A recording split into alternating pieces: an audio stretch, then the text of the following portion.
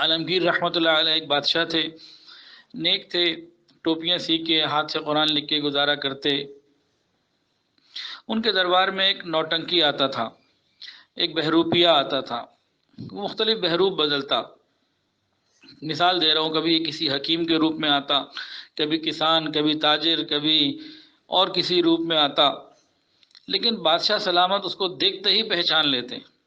وہ کہتا میں نے نیا روپ بدلا ہے، آپ مجھے انعام دیں۔ تو بادشاہ کہتے، اورنگزیب کہتے کہ بھائی تمہیں میں ہمیشہ پہچان لیتا ہوں، لوگ پہچانتے تو نہیں لیکن میں تمہیں فوراً پہچان لیتا ہوں، میں کس بات کا انعام دوں؟ وہ بڑی کوشش کرتا، مختلف بھیس بدل بدل کے آتا، لیکن جب آتا بادشاہ فوراً پہچان لیتا۔ یہ بادشاہ سے انعام کا طلبگار تھا، اور بادشاہ کہتے تھے جب تمہیں میں نہیں پہچانوں گا اس وقت تم انعام کے مستحق ہوگے، پھر شاہی انعام ہے، پھر میں تمہیں انعام دوں گا۔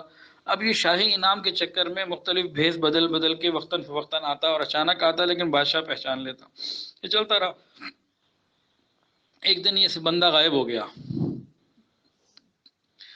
پھر کافی عرصے کے بعد بادشاہ کو خبر ملی کہ شہر کے باہر کوئی کٹیا کسی نے لگائی ہے، کوئی اللہ والے آئے ہیں، بس اللہ کی یاد میں ذکر میں رہتے ہیں اور کسی سے بات نہیں کرتے، کسی کا ہدیہ تو قبول ہی نہیں کرتے، ان کو تو دنیا سے اور پیسے سے کوئی محبت ہی نہیں، بلکہ ناراض ہو جاتے ہیں کوئی پیسے دینا چاہے، خدمت کرنا چاہے، ہدیہ دینا چاہے تو۔ بادشاہ نیک تھا، اہل اللہ کا، علماء کا قدردان تھا، اس نے کہا اچھا چلو دیکھتے ہیں، اچھی بات ہے اگر واقعی کوئی صحیح آدمی ہے تو۔ اب بادشاہ نے اپنی سواری لی، ساتھیوں کو لیا، وہاں گیا، خیمے کے اندر گیا، اس اللہ والے سے ملاقات ہوئی۔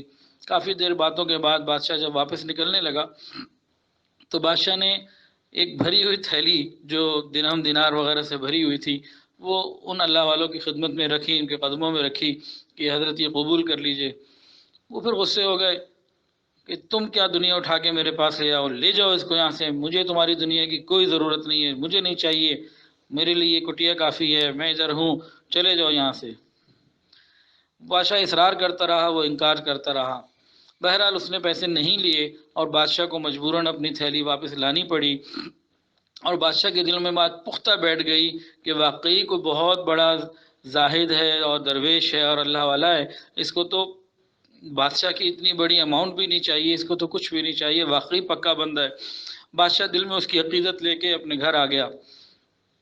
اگلے دن جب دربار لگا تو وہی بہروپی اور نوٹنکی جو تھا بادشاہ کے پاس آیا، کہ میرا انعام مجھے دے دو۔ کس بات کا انعام؟ کہ جی آپ نے مجھے پہچانا نہیں۔ کہ میں نے تو تجھے پہچان لیا، تو وہی بہروپی ہے۔ کہ نہیں، کل آپ میرے پاس میری کٹیا میں آئے تھے اور میرے ساتھ آپ باتیں کرتے رہے، آپ نے مجھے نہیں پہچانا۔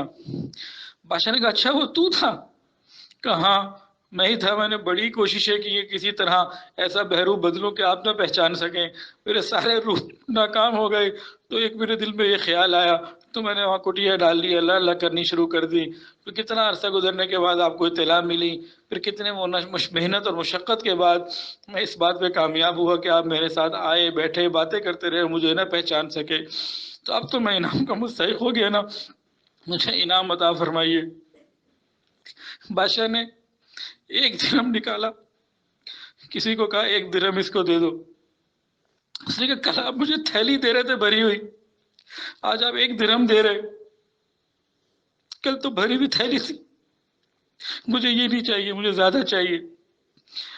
بادشاہ نے کہا کل کیوں نہیں لے لی تھی جب تو میں خود دے رہا تھا، اصرار کر رہا تھا، کل کیوں نہیں لے لی؟ آج تو بس یہ لو اور جاؤ، تو کل لے لیتے۔ اس نے کہا بھی کل میرے دل میں خیال تو بہت آیا کہ پکڑ لوں، لے لوں، لیکن دوسرا خیال فوراً آ جاتا تھا، اس دوسرے خیال کی وجہ سے میں نے نہیں لی۔ بادشاہ نے پوچھا آخر وہ دوسرا کون سا خیال تھا جس کی وجہ سے تم نے اتنی بڑی تھیلی، اتنی بڑی دولت کو انکار کر دیا؟ نے کہا دوسرا خیال یہ تھا کہ میں وہ نیک لوگوں کے روپ میں ہوں، میں اللہ والوں کے روپ میں ہوں، میں ایک عالمہ بن کر لوگوں کے سامنے ہوں، میں ایک عالم بن کر، شیخ بن کر لوگوں کے سامنے ہوں۔ اگر میں نے ان سے جھوٹے پیسے لے لیے تو لوگوں کا دین والوں سے اعتماد اٹھ جائے گا، تو مجھے اپنی شکل کی اور اپنے اس بھیس کی لاج آ گئی. میں نے اپنے اس لباس کی اس بھیس کی لاج رکھی کہ یہ بھیس اور یہ لباس دھوکہ دینے کے لیے نہیں ہے، اس لیے میں نے وہ تھیلی نہ لی. تو دونوں واقعات آپ نے سن لیے ہیں. ٹھیک ہے آپ امام بخاری نہیں ہیں، میں بھی نہیں ہوں، لیکن بہرحال نوٹنکی بھی تو ہم نہیں ہیں. تو اپنی نسبت کی، دین کی نسبت کی لاج رکھنی ہے. اللہ اپنی رحمت فرمائے، ہمیں لاج رکھنے کی توفیق عطا فرمائے. اور لاج صرف انسانوں کے سامنے نہیں رکھنی، فرشتوں کے سامنے بھی رکھنی ہے. تنہائیوں کو پاکیزہ رکھنا ہے. ٹھیک ہے تنہائی میں آپ کے پاس کوئی نہ ہوگا، انٹرنیٹ بھی ہوگا، موبائل بھی ہوگا، وقت بھی ہوگا، لیکن وہاں کوئی انسان بے شک نہ ہو. یہ فرشتے تو ہیں، یہ تو دیکھ رہے ہوں گے کیسے لوگوں کو دھوکہ دیتی ہے. وہ تو دھوکے باز لکھ دیں گے، لوگ آپ کو کچھ بھی کہتے رہیں، اللہ کے ہاں تو لقب کچھ اور ہوگا. دھوکے باز ہوگا، ریاکار ہوگا، منافق ہوگا، پتہ نہیں کیا ہوگا. تو اللہ کے درباروں میں کیا نام لکھوانا ہے؟ ان فرشتوں کے جو دفتر ہیں، رجسٹر میں کیا لکھوانا ہے، اس کی فکر کرنی ہے. تو لاج رکھنی ہے دنیا میں بھی، اور یہ بھی اللہ سے مانگنا ہے، یا اللہ قیامت کے دن جب ہماری اپنے بڑوں سے ملاقات ہو تو شرمندگی نہ ہو.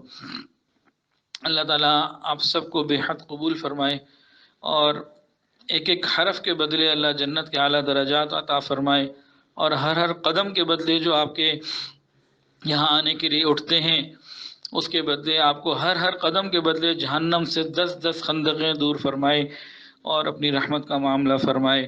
آخر دعوانا ان الحمد للہ رب العالمین.